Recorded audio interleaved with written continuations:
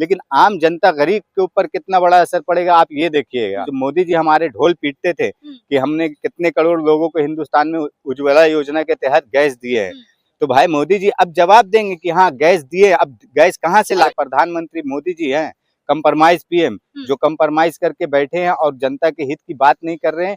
और मोदी जी बचा ही नहीं रहे हैं। बचा ही क्या किए हैं मोदी जी ने? मोदी जी ने देश को गर्क में डालने वाला काम किए। वो देश में ना हिंदू मुस्लिम काम किए हैं, मंदिर मस्जिद काम किए, इसके अलावा और कोई काम किए ही नहीं है। आपको मालूम है कि जो ट्रेड डील हुआ, ट्रेड डील को अमेरिका की सुप्रीम कोर्ट ने बोला कि ये गलत है, असंवैधानिक है, अमेरिका के सुप्रीम कोर्ट के हिसाब से, संविधान के हिसाब से।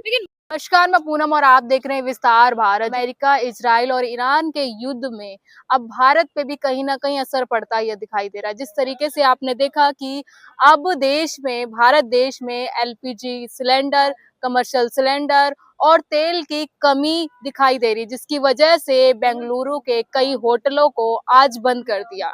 लेकिन आपने देखा कि सरकार ये कह रही थी कि हमारे पास 15 दिन का स्टॉक है, लेकिन 15 दिन का स्टॉक एकदम से कैसे खत्म हो गया? तो इसी पूरे मुद्दे पे चर्चा करेंगे। हमारे साथ सर हैं, सीधा जानने की कोशिश करेंगे जिस तरीके से आज भारत देश में भी ईरान अमेरिका के युद्ध का असर दिखाई दे रहा है, उसे कैसे देख रहे हैं? क्या कहेंगे सर, जिस तरीके से अमेरिका में युद्ध हो रहा है, ईरान और इजराइल के बीच में जो युद्ध हो रहा है, उसका असर अब भारत के देश के वासियों पे पड़ने वाला, क्या कहेंगे? देखिए, जिस तरह से ये ईरान अमेरिका इजराइल का युद्ध चालू है, तो ये भारत पे ही नहीं पूरी दुनिया पे असर पड़ेगा। और भारत पे जो पड़ रहा है और दिख रहा है अभी, ये तो अभी समझ लीजिए कि स्टार्टिंग है। आप देखिए कि 6 दिन होने के बाद युद्ध हुआ, 6 दिन के बाद 60 रुपया घरेलू गैस पे और कमर्शियल गैस पे 115 रुपया का रेट बढ़ गया। और अभी आप देखिए कि कल या परसों शायद वहाँ ईरान के जो सबसे बड़ा तेल टैंक है वहाँ पे अमेरिका ने उसको ब्लास्ट किया। तो अभी ये तो समझ लीजिए शुरुआत था। और अब देखिए डीजल का, पेट्रोल का और घरेलू सामान का, जैसे हर एक चीज का रेट इस तरीका से बढ़ेगा कि हम आम जनता जो हिंदुस्तान के नागरिक है ना, कि महंगाई और बेरोजगारी देख रहे थे, तो अब समझ में आए कि महंगाई बेरोजगारी क्या होता और किस तरीका से महंगाई बेरोजगारी का असर होगा।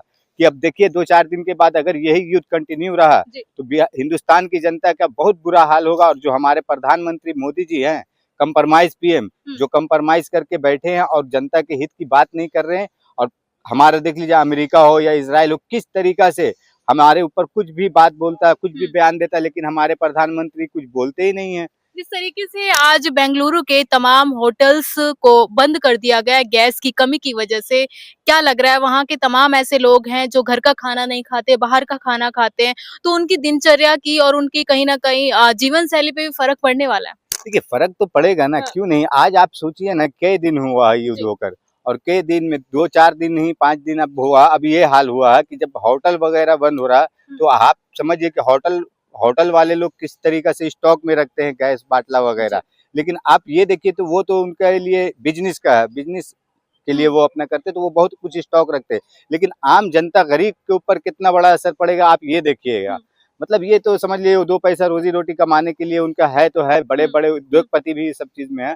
अगर गरीब के ऊपर, गरीब को कल को अगर गैस, जो मोदी जी हमारे ढोल पीटते थे कि हमने कितने करोड़ लोगों को हिंदुस्तान में उज्ज्वला योजना के तहत गैस दिए हैं, तो भाई मोदी जी अब जवाब देंगे कि हाँ गैस दिए, अब गैस कहाँ से ला के देंगे? सरकार तो कह रही कि कमी नहीं है, कोई संकट ही नहीं आएगा देश पर गैस को लेकर। मैडम देखिए, कमी नहीं है तो फिर अभी किस तरीका से आप देखिए, आप जो बता रही हैं हैदराबाद का, इस तरीका का आप बता रहे हैं, बेंगलुरु, हैदराबाद का, राजस्थान, वो तो अभी आपको 1-2 जगह का पता चला। और इस तरीके से अभी पूरे हिंदुस्तान में अकाल मचेगा, गैस का, डीजल पेट्रोल का मचेगा। और ये जो आप बात कर रहे हैं ना, उज्ज्वला योजना के तहत मोदी जी इतना ढोल पीटे थे, उसका हकीकत हम भी जानते हैं, आप भी जानती हैं कि उसका हकीकत क्या था। ये मोदी जी ने ना सिर्फ डंका पति बनकर और डंका पीटे थे, और ये है नहीं धरातल पे, जमीनी स्तर पे आप देखिएगा ना तो है ही नहीं है। आज भी वो गरीब गांव घर किसान जो है ना, वो भी चूल्हा फूंक के ही खाना बनाते हैं और सब कुछ करते हैं अपना काम। अच्छा सर, सवाल ये है, जैसे अभी युद्ध को काफी कम समय हुआ है, अगर ये युद्ध लंबे समय तक चला तो क्या लग रहा है जो तेल हो गया, गैस हो गई, पेट्रोल डीजल, उसका हाहाकार देश में मचेगा ना। देखिए यहाँ तक कि हमारे जो भारत सरकार के मंत्री हैं, उन्होंने डीजल पेट्रोल के लिए ऑलरेडी पहले ही से अनाउंस किया कि हमारे पास 25 दिन की क्षमता है डीजल पेट्रोल का। और ये आप देखिए 11-12 दिन शायद युद्ध को हो गया है। और यही अगर कंटिन्यू रहेगा युद्ध, तो आप समझ लिए किस तरीका से हाहाकार मचेगा डीजल पेट्रोल के लिए भी। और डीजल पेट्रोल के टंकी पे भी ना लोग ना डब्बा लेके और केन लेकर ना खड़े रहेंगे, रात दिन लाइन लगेगा, नंबर लगेगा। मोदी सरकार वॉर रुकवा देती तो अमेरिका ईरान का वॉर क्यों नहीं रुकवा? मैडम आप किस तरीका की बात कर रही हैं? मोदी सरकार वार रुकवा देती? मोदी सरकार, यही मोदी सरकार, आपको मालूम है अमेरिका ने किस तरीका से 80 बार बोला इंडिया पाकिस्तान का युद्ध हमने रुकवाए, सीज फायर हमने कराए। ये मोदी सरकार, ये प्रधानमंत्री, कायर प्रधानमंत्री जो एक बार, मैडम ये 56 इंच का सीना, डर डर के जीने वाला बात। 56 इंच वो देश की जनता के सामने ना, विपक्ष के सामने बताते हैं कि 56 इंच का सीना और डर डर के जीना, यही कायर प्रधानमंत्री। आप देखिए किस तरीका से 80 बार ट्रम्प ने बोला कि सीज फायर हमने कराए, एक बार भी क्यों नहीं जवाब दिए। हमारे नेता विपक्ष राहुल गांधी जी ने पार्लियामेंट में बोले कि ट्रम्प झूठ बोल रहा है, तो आप बोले कि हाँ ट्रम्प झूठ बोल रहा है, क्यों नहीं बोले। और आप ये देखिए कि ये जो वार हुआ चालू, ये जो हमारा ट्रेड डील हुआ और ये जिस तरीका से हमारा ईरान से, इजराइल से, रशिया से तेल लेने के लिए मना किया गया था, ट्रम्प ने मना किया था, तो किस तरीका से मोदी जी ने एक बार भी जवाब नहीं दिया कि हाँ हम नहीं लेंगे या लेंगे, और वहां से लेने लगे। तो क्या लग रहा है जिस तरीके से अब देश में विदेशों में जो वार चल रहा है उससे देश पे संकट आएगा, मोदी जी नहीं बचा पाएंगे? संकट आएगा। मोदी जी बचा ही नहीं रहे हैं, बचा ही क्या किए हैं मोदी जी ने?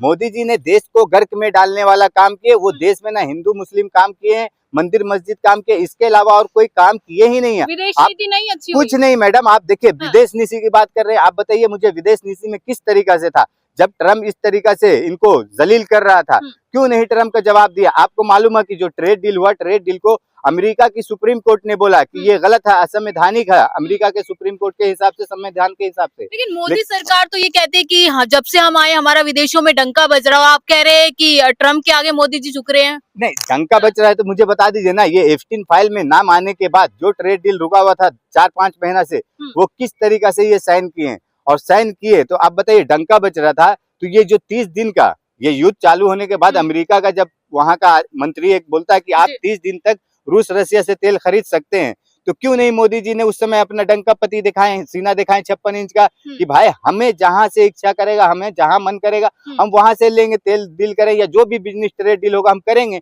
लेकिन आप हमें कौन होते हैं जो बोलते हैं ना लोकतांत्रिक देश, हमारा लोकतंत्र को ना सबसे बड़ा कमजोर बनाने का काम मोदी जी कर रहे हैं। जिस तरीके से अमेरिका, इजराइल और ईरान के युद्ध में अब भारत में कहीं ना कहीं गैस की कटौती और कहीं ना कहीं गैस की कमी दिखाई दे रही है। जिस तरीके से आज बेंगलुरु के होटल्स को बंद किया है और कहा यह जा रहा है कि अगर ये युद्ध आगे तक चला तो ये संकट काफी लोगों को भी झेलना पड़ेगा।